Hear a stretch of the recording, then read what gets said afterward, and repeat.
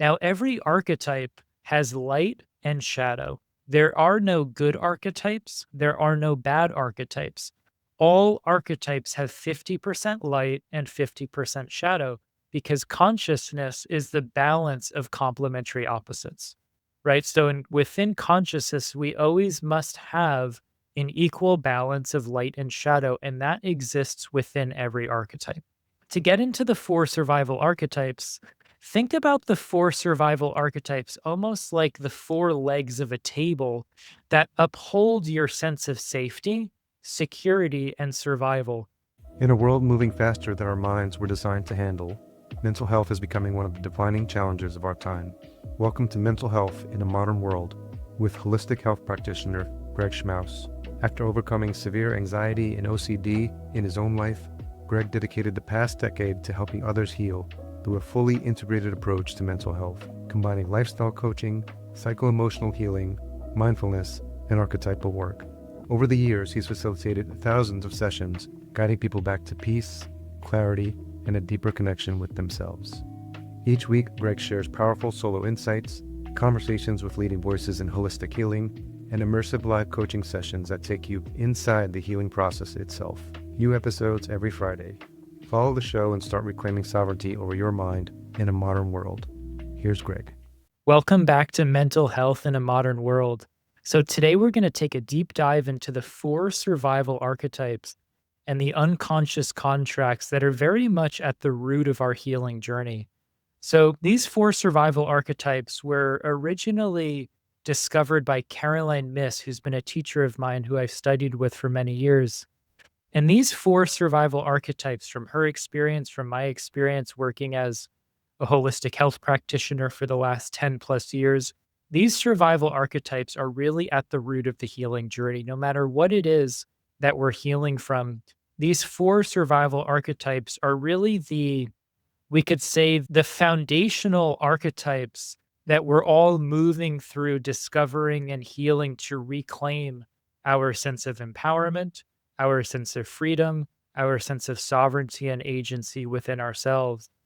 And when we're moving through the healing journey, these four archetypes are very often the most common roadblocks on the healing journey because these archetypes carry a lot of investment in our pain, in our suffering, in our illness, and carry a lot of patterning that have a tendency to create pain, illness, or dis-ease. Right. So that's why these four survival archetypes that we'll get into are really the foundation or root of the healing journey at large. Now, the way this episode is going to be structured is it's going to be quite experiential, quite practical, and I'm going to integrate the teachings of three of my teachers. Number one, we have Caroline Myss's four survival archetypes. Number two, we have Sarah Payton's unconscious contracts. And what we're going to do after we explore, I'm kind of giving you a little lay of the land first.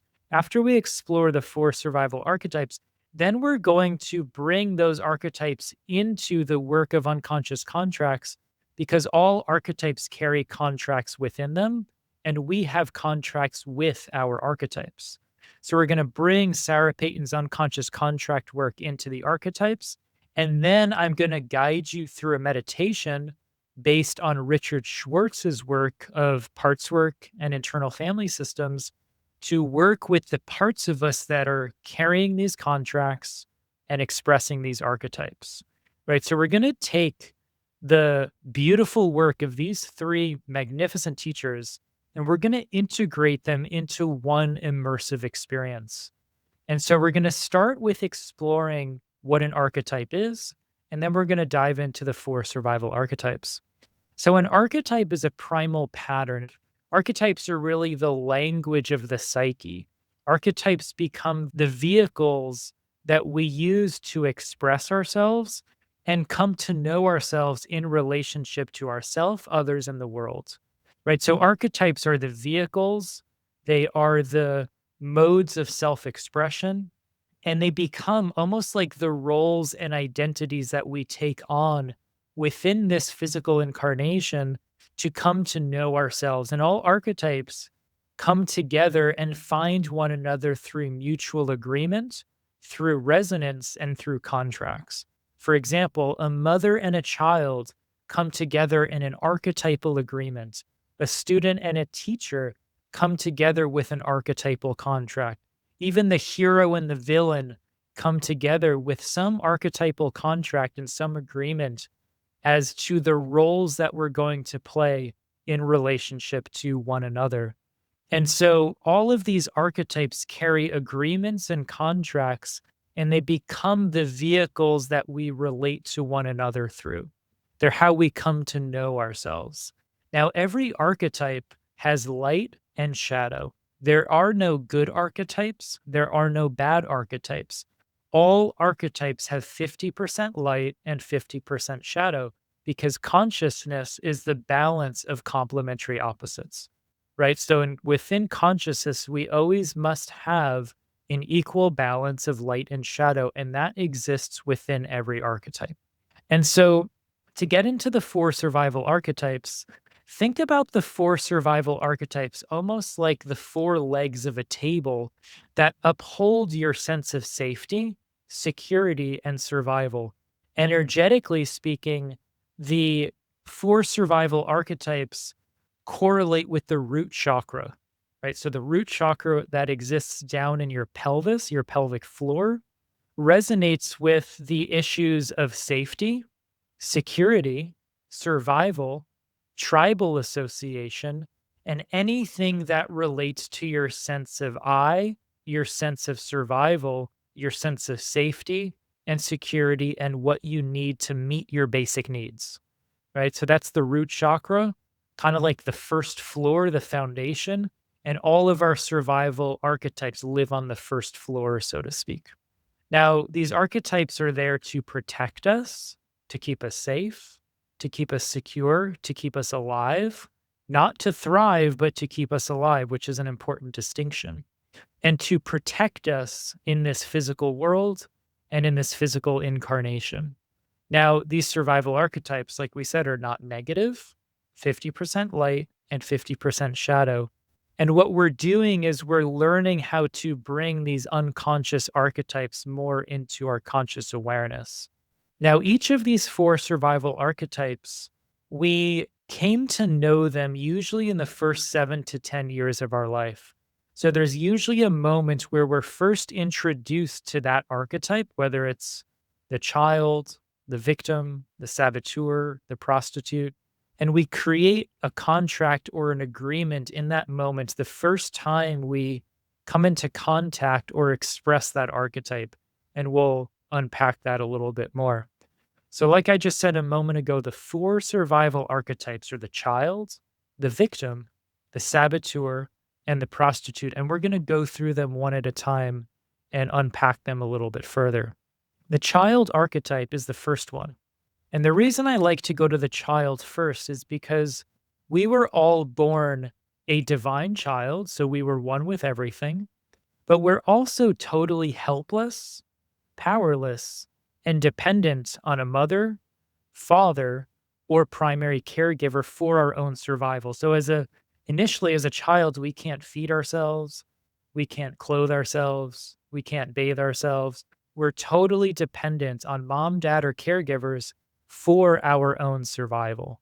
So the first aspect of the child archetype is dependency, right? So we are totally dependent. And so the light side of the child archetype is healthy dependency, knowing when to ask for help, knowing how to rely on others, knowing how to receive and to ask for what you need.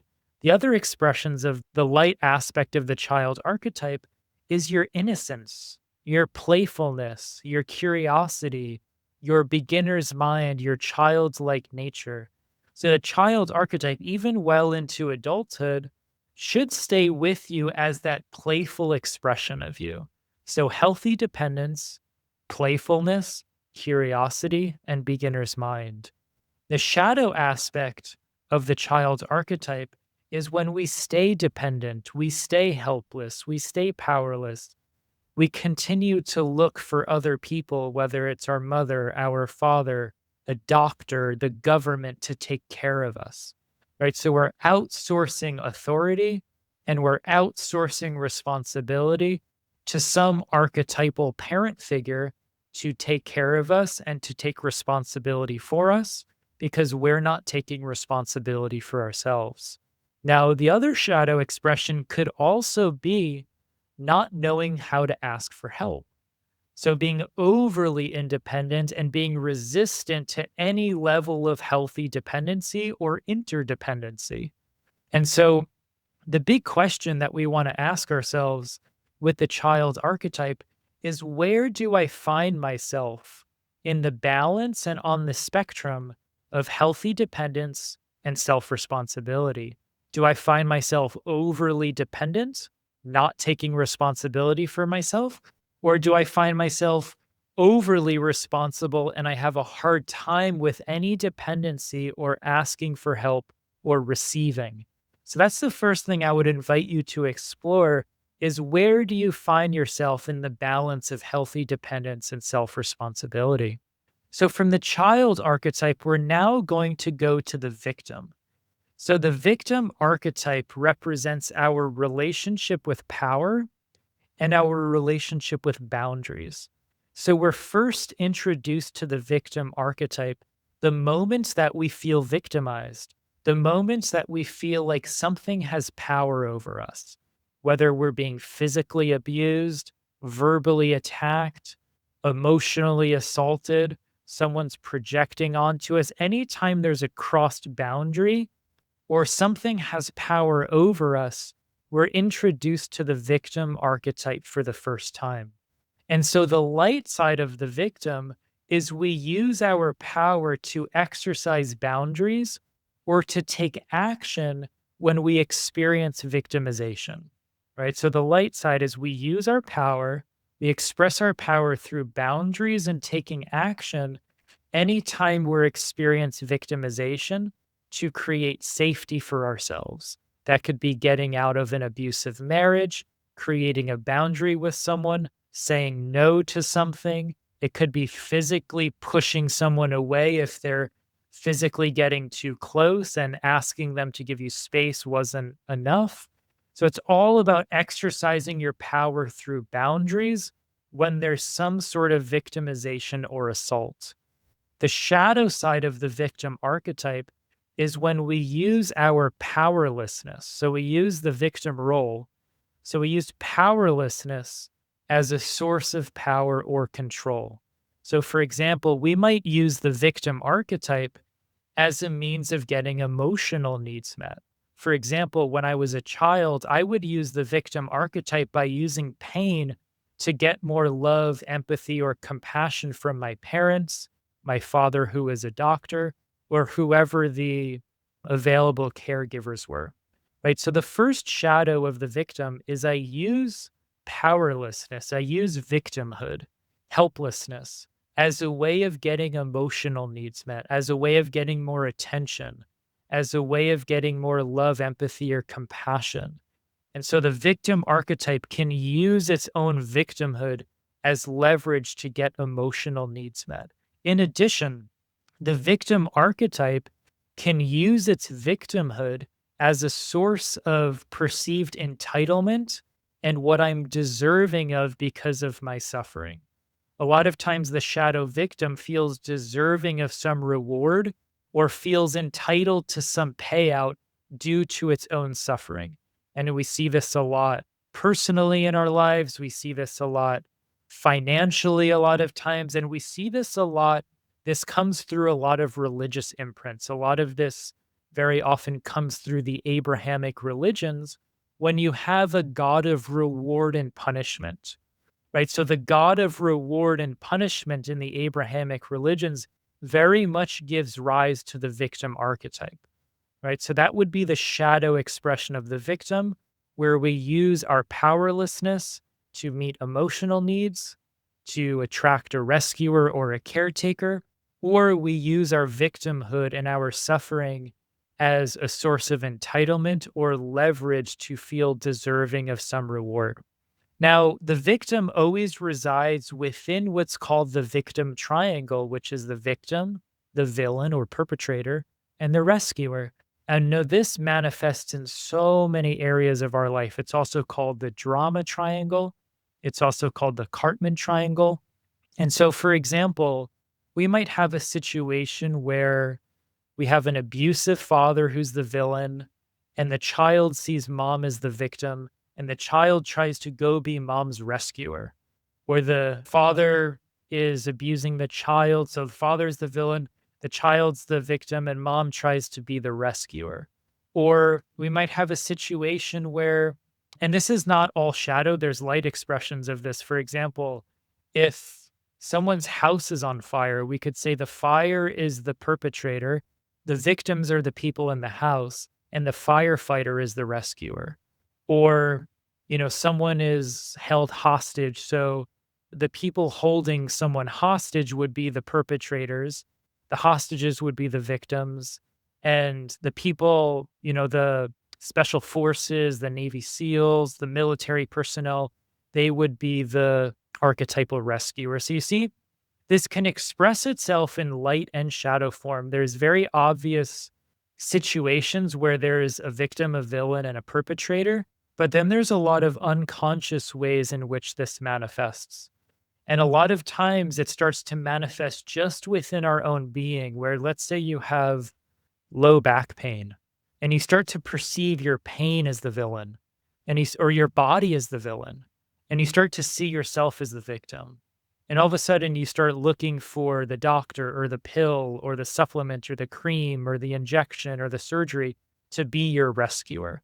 Now, I'm not saying we don't ask for help and we don't seek therapeutic support, but we want to pay attention to the framing, the archetypal framing of how we're in relationship with things. For example, pain can be the villain or it can be the teacher. You can be the victim of your pain or you can be the student of it, right? So archetypally, you want to frame, how am I in relationship with this? It's not what it is or what you're doing. It's how you're perceiving it and how you're relating to it. And a lot of times, for example, let's say we had a critical parent. And so we had this villain or perpetrator who is the critic. And now all of a sudden we develop an inner critic. So a lot of times we internalize the critical voice of a parent and we develop what we call an inner critic. And now that we have this inner critic, when it gets loud enough, we feel bad about ourselves. So the inner critic is the perpetrator. We start to feel like the defeated victim. And now we might look for an addict archetype, the addict, the addiction, the self soothing, to be our rescuer. So I might go and like eat some ice cream, or I might watch television or binge on something, or right. So you have the inner critic as the perpetrator. You have the feeling of defeat or shame as the victim. And then you have the self soothing addict as the rescuer. So you see, it's not just an external victim triangle. The whole victim triangle can exist just within yourself. Now, what's important to acknowledge also is that almost every marketing scheme in almost every industry is based on the victim triangle. So whatever your pain point is that they identify, that would be the villain. And you as the consumer would be the victim of it. And whatever you're being sold would be the rescuer. So you see how every marketing scheme is actually based on the victim triangle. So this awareness can begin to help you see where and when it's showing up in your life and how you can be in relationship with it with a little bit more unblending, so to speak. And so the big thing with the victim archetype is, what is my relationship with power? What has power over me? Where do I need to exercise power? Where do I need to create boundaries? Where do I need to reframe areas of my life so I don't feel victimized? And where am I truly a victim sometimes, where I need to take action, set boundaries, or create change? Right? So the victim's all about your relationship with power. The saboteur is where we'll go next on our journey together. We're introduced to the saboteur the first time in which we feel as though we need to sabotage ourselves for our own survival. Now, this could be, I need to sabotage my truth, my voice, my passion, my body, my interests, any area of our life, our empowerment, our authenticity. Where do we need to sabotage ourselves for our own survival. Now, the saboteur is the archetype that convinces us that we need to sabotage ourselves in order to secure our safety and our survival. For example, when I was a child, I grew up in a family of very outspoken people, very intense, sometimes aggressive personalities. Jewish family, a lot of attorneys. Every dinner table is like a courtroom. Every holiday dinner is like a debate. And so sometimes things would get quite heated, quite intense. And as a sensitive child, my nervous system would sometimes get pretty overwhelmed, especially being around nervous systems that were, you could say, dysregulated. And so what I learned to do was to sabotage my voice. I would not speak, I would not share what was on my mind.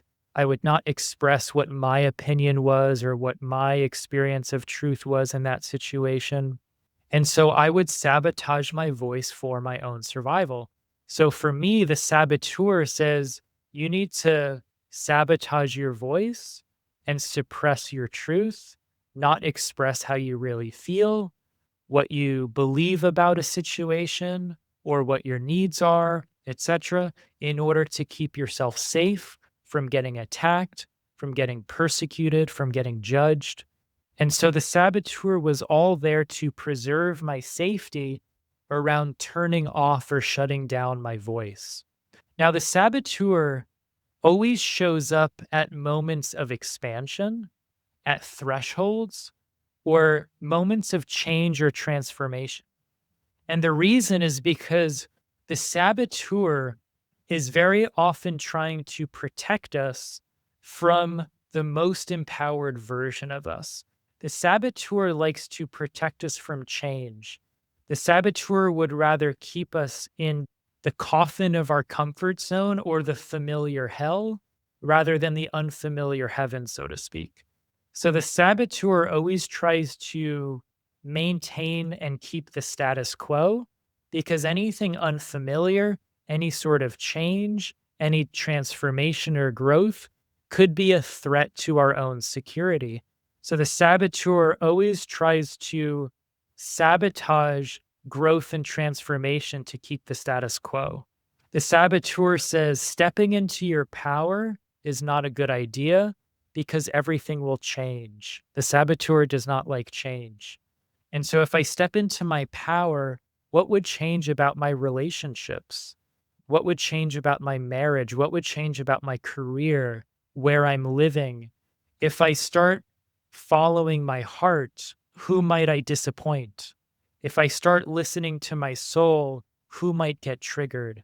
If I start following my spiritual path rather than my parents' religious beliefs, will I be alienated from my tribe?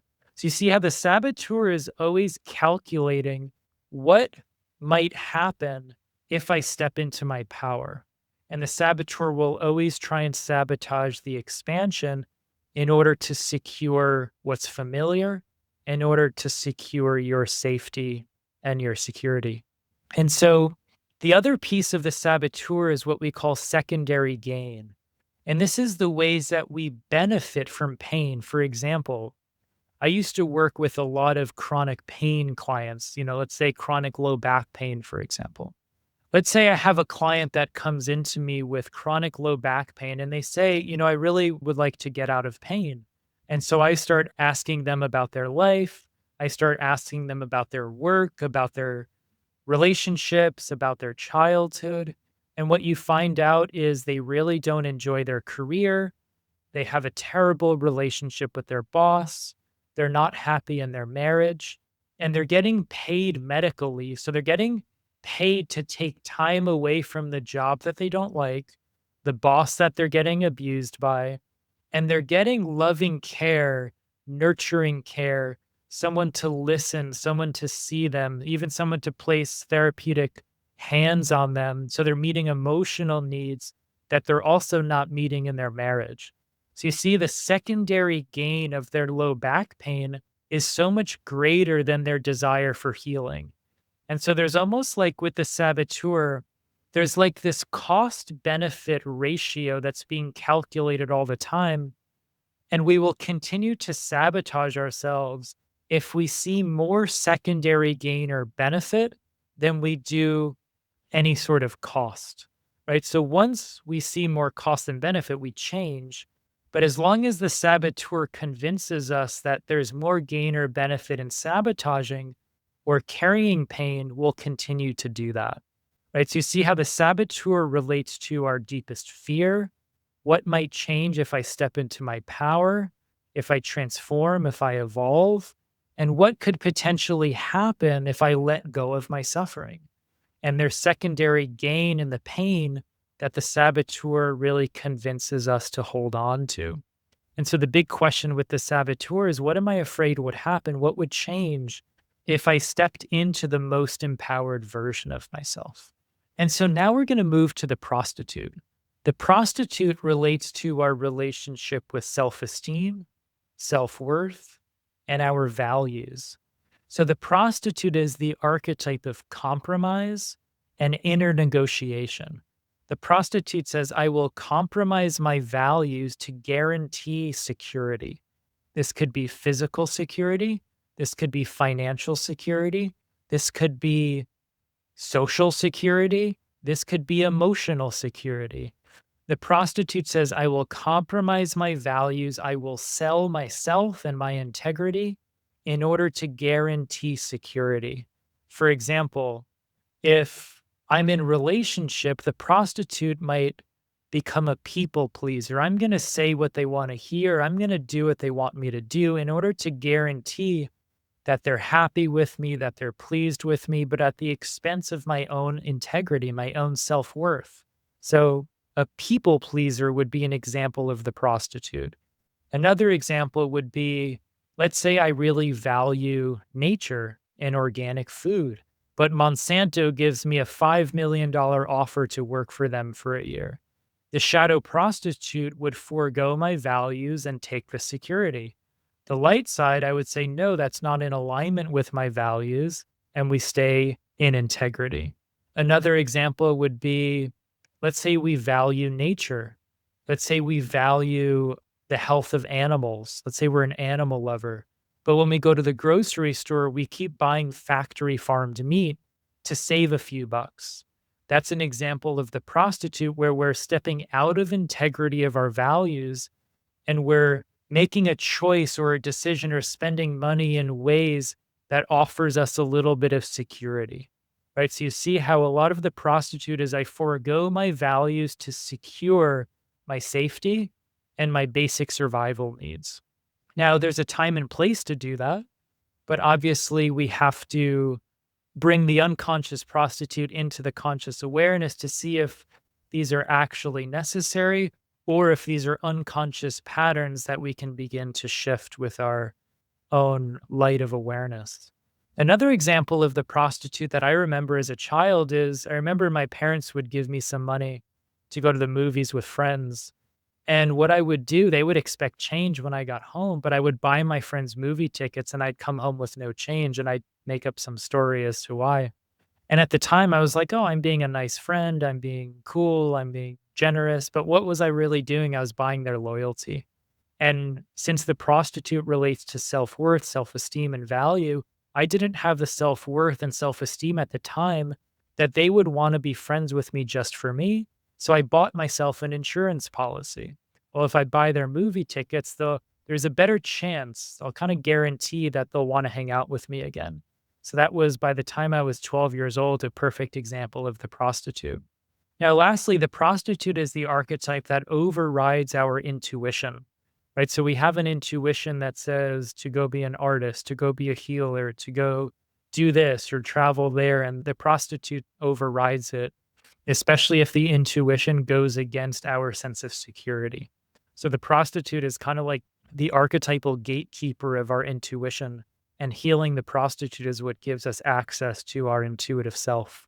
And so the big question with the prostitute is, where am I compromising my values in order to guarantee some outcome, whether it's in my personal life, financially, professionally, spiritually, emotionally? And so that's a beautiful question to ask yourself to start becoming more conscious of the prostitute. So we have our four survival archetypes. And what we're going to do now is we're going to go into unconscious contracts. So unconscious contracts are simply the agreements that we make with ourselves and others, in this case, with these archetypes, to essentially, based on the survival archetypes, to guarantee and secure our sense of safety and survival. So our unconscious contracts with these archetypes have four core ingredients. There's an agreement, there's a behavior, there's a benefit, and there's a cost, right? So an unconscious contract might sound like, I, Greg, solemnly swear to my essential self. There's the agreement that I will sabotage my voice and not speak my truth. There's the behavior. In order to secure my safety and not get attacked by others, there is the benefit, no matter the cost to myself. There's the cost. You see, there's four ingredients or four steps to identifying a contract. I, Greg, solemnly swear to my essential self that I will play the victim and hold on to my pain or complain about my pain in order to get more love and attention from my parents, no matter the cost to myself. Or I, Greg, solemnly swear to my essential self that I will buy my friends movie tickets in order to secure their loyalty as a friend, no matter the cost to myself, my parents, or my friendship. Right? So you see how there's unconscious contracts within all of our expressions. I, Greg, solemnly swear to my essential self that I will say what I think others want to hear instead of what I truly mean in order to guarantee that they're pleased with me, happy with me, and not disappointed or triggered, no matter the cost to myself, them, or the relationship. It would be the prostitute. And so you can see how within these archetypes, we have these contracts, which has an agreement, behavior, a benefit, and a cost. So what I would invite you to do is to take one of these archetypes, one of these four survival archetypes, and write out an unconscious contract that you might have with the archetype. And once you do that, then I'll take you through a meditation, a practice to begin to work with the part that's carrying that contract or expressing that archetype. So just take a moment to do that, and then we'll dive into a practice together. Okay, so now that you have the contract written or stated, what I would invite you to do is just find a nice quiet space. Begin by closing your eyes, just going inside, attuning inward, and just beginning to get curious about this part. We're going to call it a part that carries this contract and that expresses this archetype, whether it's the child, the victim, the saboteur, or the prostitute. And just begin to get curious where this part carrying this contract and expressing this archetype, where this part resides somewhere around your body. Just begin to feel into it. Get curious about it. Where does this part live? Somewhere around my body. And once you find it, just beginning to focus your attention on it. And as you focus your attention on this part, seeing what you notice about it. Noticing if this part feels heavy or light, big or small, tense or relaxed. Noticing how close or far you feel from it. And anything else that you notice about this part initially. And now asking this part if there's anything it wants you to know about itself, the role that it's playing, or what it's trying to do. And just relax, and without trying to think about it, just allow yourself to stay open and receive a response. What does this part want you to know about itself, the role that it's playing, or what it's trying to do for you? You can ask this part when it took on this role, why it felt like it needed to take on this role, what were the circumstances, which might also give you an approximate age of this part. A lot of times these parts are quite young, sometimes even single digits, and beginning to notice how you feel towards this part. For example, do you feel loving, compassionate, and curious about it? Or notice if you feel any judgment or negative orientation towards it. So notice, how do you feel towards this part? And if it's anything other than love, compassion, curiosity, what we would call self energy, Just inviting those other parts to open up space, to separate out from you, just so you can really be with this part from a compassionate place, from a heart centered space. And as you begin to approach this part from more of that heart centered space, asking it what its fear is. What is it afraid would happen if it didn't play this role, if it didn't have this contract or express this behavior? What is its fear? What would happen? What would happen if it no longer did this anymore? And assuming that this part is much younger than you, possibly even single digits, ask this part this interesting question: how old do you think I am? And don't think about it, just relax and see what it naturally responds. How old do you think I am?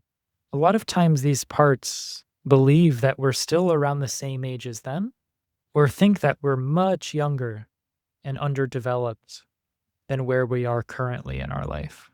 And if that is the case, ask the part to separate out from you a little bit so it can really see you as you are.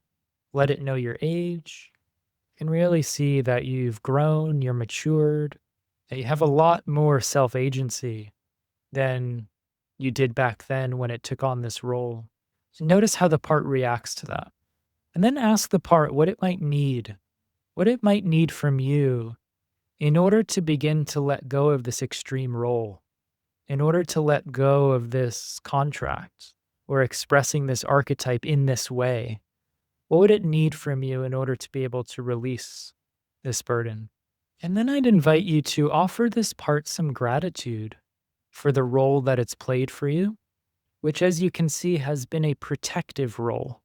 Right? So this part is not bad, even if it's a saboteur or a victim, it's not bad. It's played quite a protective role, trying to keep you away from some core wounds to help prevent the past from happening again. So offering it some acknowledgement and gratitude for what it's tried so hard to do. And see if this part would be willing to open up more space inside of you to give you a little bit more agency. And see if it's willing to do that. We're not trying to change it too quickly, but just opening up a little space, especially now that it can see that you're a different age, a different size, different stage of life, different maturation, and just thanking it for giving you a little bit of that space. And once it's done so, just giving thanks to it, letting it know that you'll follow up. And then whenever you're ready, just beginning to bring yourself back and opening up the eyes. So this is a beautiful practice to what we call unblend and befriend some of these parts that carry these contracts and express these archetypes. So unblending means to separate yourself from the part. So we can develop what's called a self to part relationship.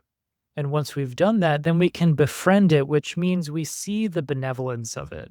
We don't see the saboteur, the prostitute, or the victim as an enemy. We see it as a part expressing this archetype, trying to protect you from some core wound, some trauma, or some experience from the past that it wants to make sure never happens again. So what we really want to do is unblend and befriend these parts so they're not an internal enemy. You see them in their innocence, you see them in their benevolence, and you see their good intentions. And once we do that, we can begin to open up more space inside of us, and those parts can begin to trust us, and we can begin to take back more agency and more sovereignty in our being. And so I hope you enjoyed this journey today. It was really beautiful where we laid out the 4 survival archetypes, we identified our unconscious contracts, and then we went through the practice to really work with that part practically and internally. So you now have a relationship with the part that is carrying the contract and expressing the archetype. Now, if you'd like to do some deeper work and you'd like to follow up, I'm really excited to share with you that on Tuesday, July 21st at 7 p.m. Eastern Time, I'm going to be teaching a live online workshop, a 90-minute workshop online titled The Saboteur Within: Healing the Patterns That Hold Us Back. And this 90-minute workshop, we're going to take a deep dive into the saboteur, which in the coaching world and therapy world and self-help worlds and personal development, this is really the archetype that a lot of people focus on. And a lot of times it's not really attended to properly. A lot of times there's ways in which we approach our patterns of self sabotage that can kind of inflame things a little bit too much. They can kind of feed more of like the inner critic, create more shame. And a lot of times we find ourselves in these cycles of reoccurring sabotage. And sometimes we create habit change and we do better for a week. And then we find ourselves back at square one come, week two. And so working with the saboteur is really nuanced. And that's why I really wanted to offer a deeper dive workshop and webinar. So I'm going to take you through a lot of deep work with contracts, with parts work, with exploring the saboteur. And we're going to dive into some of the nuances of how to work with different expressions of it, where it comes from, and how we can really heal and transform some of these self limiting patterns. So I'd love to see you there. I'd love to take a deeper dive. I'd love to connect more personally. I feel like this is already a personal experience with us going through some of this work together, but I'd love to take it even deeper on this workshop. So, Tuesday, July 21st, 7 p.m. Eastern Time, the Saboteur Within, Healing the Patterns That Hold Us Back. There'll be a link in the show notes. Be sure to register, reserve your spot. And if you have a scheduling conflict, you can still register. You'll get a recording within 24 hours. So even if you have a scheduling conflict, you can still tune into the workshop and gain all the benefits by getting a recording the following day. So I look forward to seeing you there and sharing more with you in a future episode. Bye bye.